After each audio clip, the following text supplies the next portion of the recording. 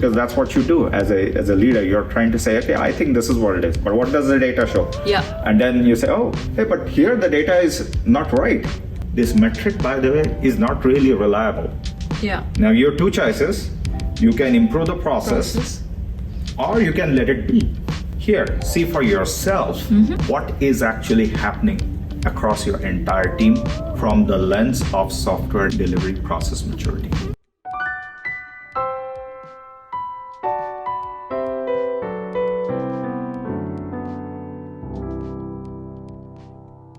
Here we are with the founder of Pulse42.io, a very hot and exciting SaaS startup targeted at the software enterprise space. Let's find out how he is making the lives of engineering and technology leaders easy with tools in observability, improving productivity, and also software delivery lifecycles. Hello Vikrant, what a pleasure to meet you. Thank you. Tell us all about Pulse42.io. If you were to encapsulate your vision in a couple of sentences, what is Pulse42.io? What do they do for the enterprise space?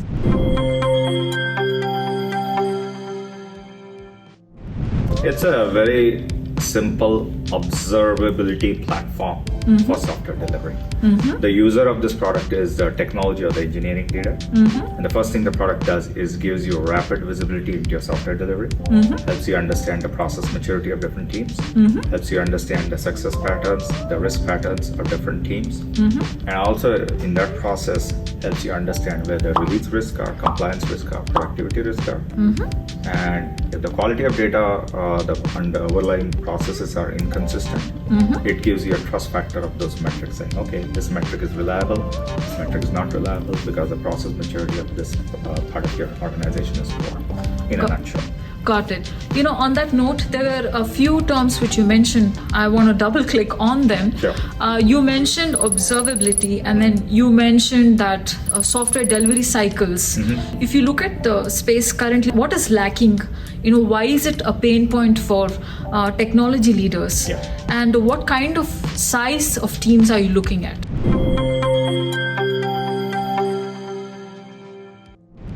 Sure, that's a great question actually.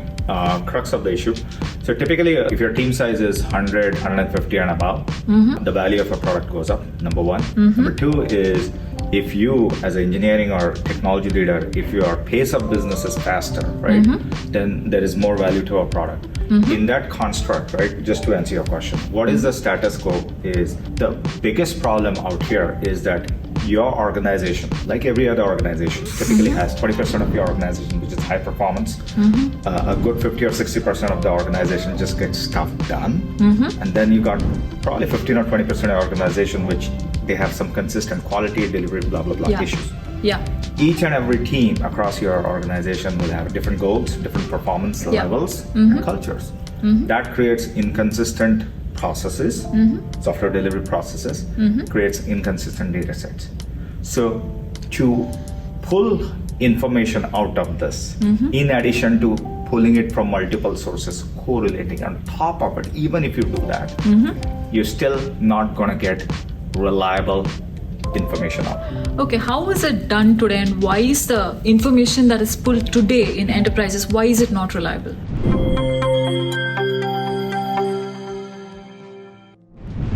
Great question. So today there are two options. 80% of the organizations over there are using some version of spreadsheets. With spreadsheets, you have three specific issues.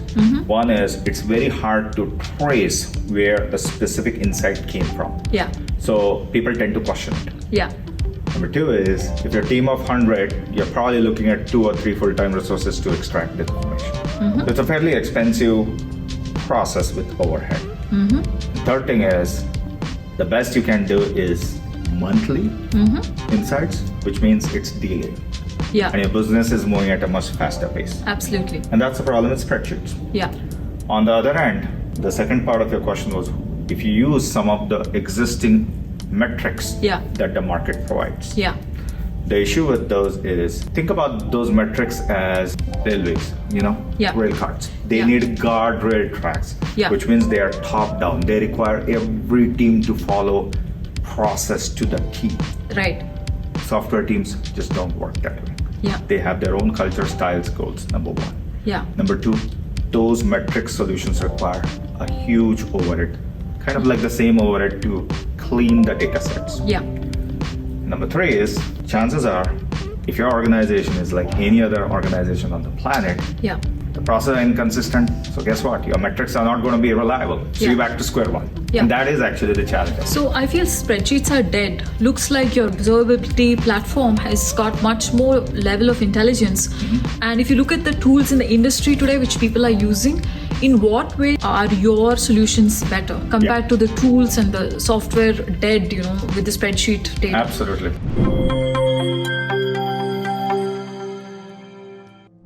That's a great question, right? So what we have actually done out here is we are not going to organizations saying, hey, by the way, this team or this releases were the most productive Yeah. or have the highest quality, Yeah. blah, blah, blah. Yeah. Okay? Instead, what we are saying is, here, see for yourself what is actually happening across your entire team from the lens of software delivery process maturity, number Wow. one. Second thing is, if you're running a team of 100 to 1,000, you kind of know which teams are high performance, which teams are having issues, which teams are stable. Yeah. So plug your assumptions, simple clicks in our software.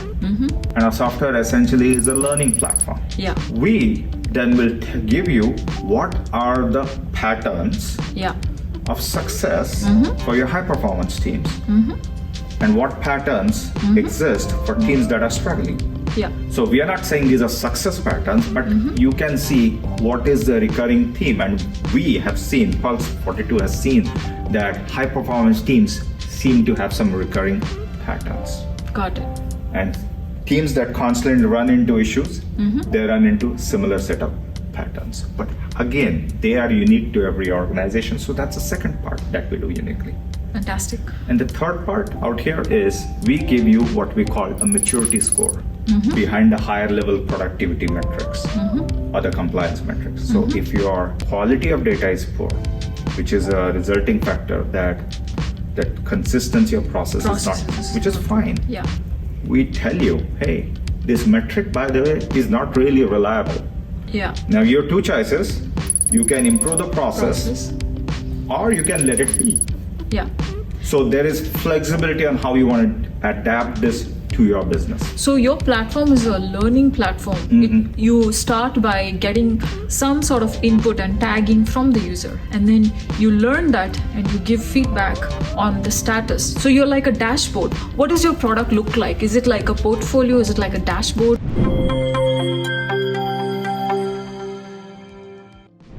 Yeah, it's a dashboard, and it's a great question, right? Because as we have been building this, we have been having a hard time actually explaining it. But in a nutshell, right, what the product does is through dashboards and drill downs, it gives you metrics that you can use today. But we believe those metrics, and by the way, there are similar set of metrics that are available from the market, we believe are just a starting point. They are not the answers. Rather, the metrics say you, okay, here are the areas that you need to drill down. Yeah. Now you give us your assumption of what is good or what is not so good in your environment. Yeah. And that's where the learning happens. And the next level of insight is based on, we told you so, now you gave us input, now here's what we see as the underlying pattern. So this is like a human in the loop in an AI platform. Seems like a human AI cooperative platform, which is very, very next gen, the future out there.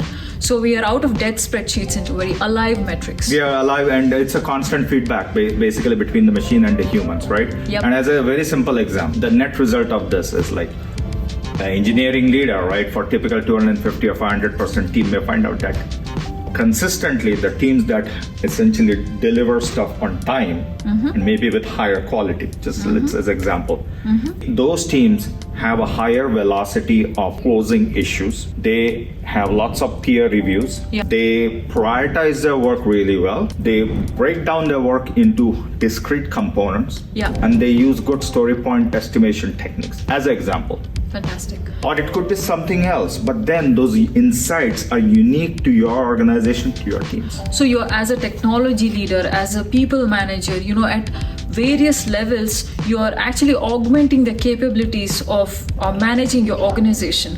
Whether it's the financial forecast or whether it's the roadmap of your software delivery, you're dealing with a lot of talking points here with your software. That is absolutely true. And I think in this day and age, right, it's a great question, right? Spreadsheets give you a static way to put information together and use it in a static context. Yeah. Software business has become more and more dynamic. So then the next level of evolution happened where metric providers came in and said, here are the metrics that tell you what is good and what is not so good. But those metrics are making huge assumptions about the independence, right? Software teams are very independent. They like creativity.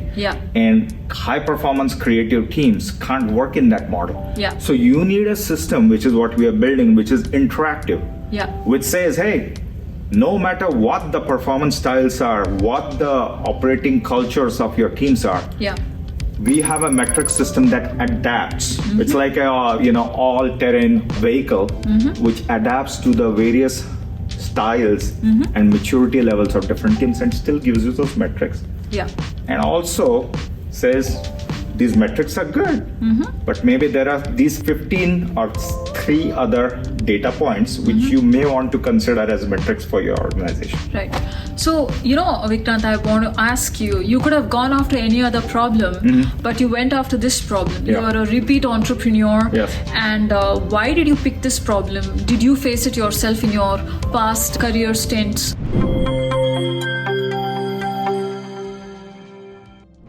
Absolutely. I mean, it's a great question, right?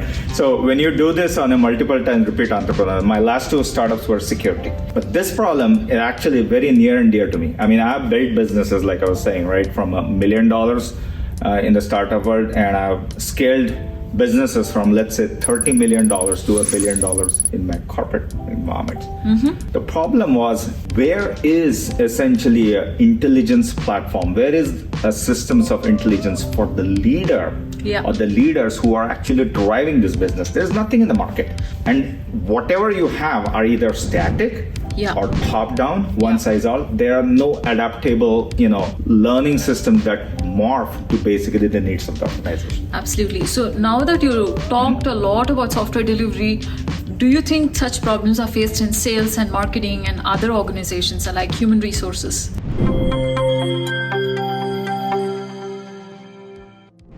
You got the same problem on the sales side. You also got the same problem marketing side, right? Teams operate differently. So are you going to be cross-domain at some point? At this stage, I think we are staying focused on software delivery, because if you think about software delivery, there is software development and then basically there is release to production. So really where we are starting our journey is, for a startup, we have to, because the problem is complex, we are focusing more on software development part of it, which is we are basically going into issue tracking systems, source code management systems, and then showing you, okay, what's happening. The next milestone for us is essentially getting into the release, right? Tell us a little bit about how in the enterprise space this is going to work, like a simple use case, if you can give like in a detailed.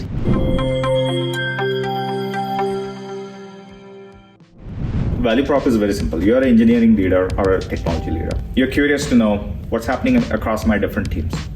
So all you got to do is basically give us API access to your issue tracking systems, source code tracking systems, right? And all we need is access to metadata, read-only access. Within few minutes or within few hours, right, depending on the size of your environment, we will give you instant visibility into your software delivery. That visibility is what we call process maturity, number one. Number two, it also gives you step-by-step journey map to improve the process maturity by different teams, portfolio, what have you. Also, in that same one, you can basically designate, this is great, this is not so great in terms of performance, productivity. So this is first step, right? Very quickly, we give you visibility, and very quickly, we give you a framework in which you can actually start training the system. That's the first plan. Now, if you like that, right, then on top of it, then you can say, okay, I want to know the productivity by different teams. So that's the second module. Similarly, the third module out here is release risk, right? And the fourth module out here is compliance risk. The whole idea out here is we are making it digestible. Absolutely. We're making it digestible so you can understand what's happening across your organization, you as in the technology or the engineering leader, And then you can validate first, because that's what you do as a leader. You're trying to say, okay, I think this is what it is, but what does the data show? Yeah. And then you say, oh, hey, but here the data is not right. Yeah. So then you give that input, and then the system calibrates. So it's like a feedback loop that happens. Yeah. So you're augmenting the manager's decision-making capability with trying to cover the blind spots if he has it. Yeah. Also getting feedback from him. This is amazing. And I've been wanting to ask you. Your startup has a very catchy name, Pulse42.io. Just break it down for us. What is Pulse? What is 42? Why do you say IO? So what is the secret behind this? What's the story?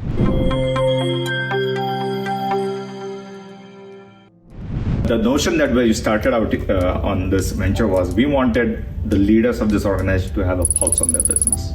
Awesome. And that's why the name Pulse 42 is, everyone knows 42, It's a magic number. That's magic 42 number. holds the key to all the secrets in the world, right? And IO is just cool, so, Yeah.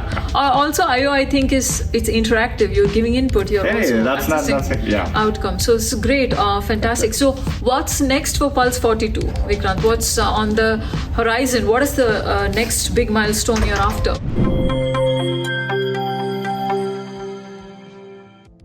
What we have to do right now is we want to get the word out about our product and our capabilities, and we want to essentially engage with lots and lots of customers. We want customers to try out our products, right? And the ask out here really is like, if you're interested in getting to know what's happening in your software delivery from a process perspective, getting an assessment of what the process maturity of your different teams, project delivery, release teams is, what the level of productivity is, and more importantly, if you want to set up a learning platform to understand and figure out what are the patterns of success and what are the patterns of risk or failures in your organization, please reach out to us. We'd love to get started. Fantastic. So Vikrant, tell us a little bit about your customers. Your customer is the hero of every product journey. How do your customers like your product?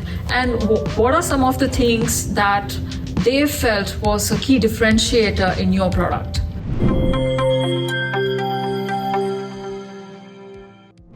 Great question, right? I mean, customer is where the whole thing starts. So let me give you very specific examples, right? So one of our customers, they have an engineering team of 500 plus, right?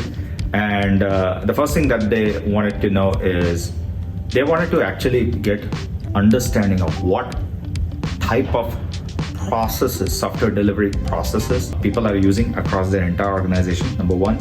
Number two, they had certain notions of which of their teams were actually high performance teams. And they had certain notions of like problem areas. Okay. There was no data supporting that. Yeah. Right? And they tried to use what we would call metrics. Yeah. Productivity metric solution providers. Yeah. So they used a metric provider, productivity metric provider. But the challenge in their situation was they have very specifically 540 projects. And 500 plus of those projects were actually not even active projects. Wow. And then 40 plus of their projects were very active, involved projects. So now you have a situation where they don't know what is actually going on across their entire organization. Yeah. They're trying to essentially understand what type of process maturity exists. They're also trying to get a sense of what is actually, what are the patterns that we are seeing for high performance at low. Nothing like that. Tried spreadsheets for 2 years. Actually, they have been trying to make do with the metric provider for almost like 3 years. So it's not work. Nothing. We came in and we gave them visibility across all the products. So the specific visibility we gave them is like, okay, basic stuff, right? Across the entire portfolio, which are active projects, which projects have more interactions, which projects have higher degree of issues that have been taken down, which projects have more velocity stuff, right? Just basic level. Yeah. Then we essentially, the product helped them stack rank the process maturity across their entire project.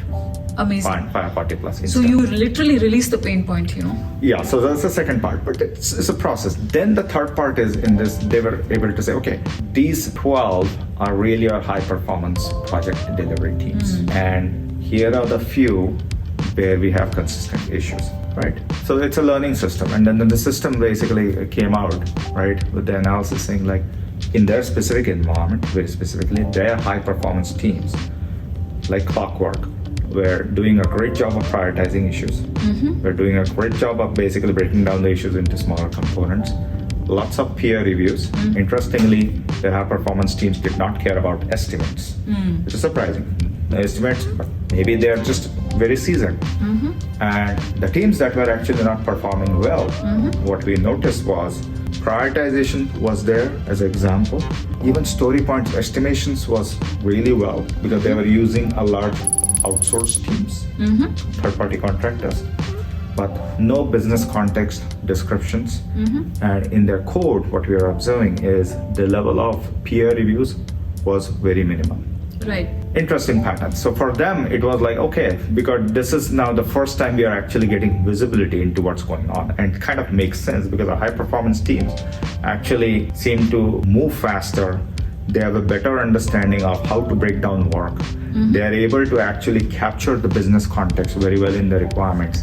The engineers are able to do higher degree of peer reviews, which is always important. So there is a very tight collaboration over there. And the teams that are actually struggling, even though on face of it they might be providing estimates, they really don't have a good business context on what the requirements are. Yeah. Number one. Number two is there does not seem to be good collaboration between the engineers themselves, and there is the checks and bounds on quality are missing. Oh my God. So many Basic stuff. aspects you can see. And then there is another thing as an example we came out, right? The high performance teams, should they go to what we call SOC 2 and SOX compliance audit, they would pass it with 60% success rate. Wow. While the low performing teams, I wouldn't say low, but the teams that had issues, that would be 80% of issues will not pass through the compliance audit. Gosh.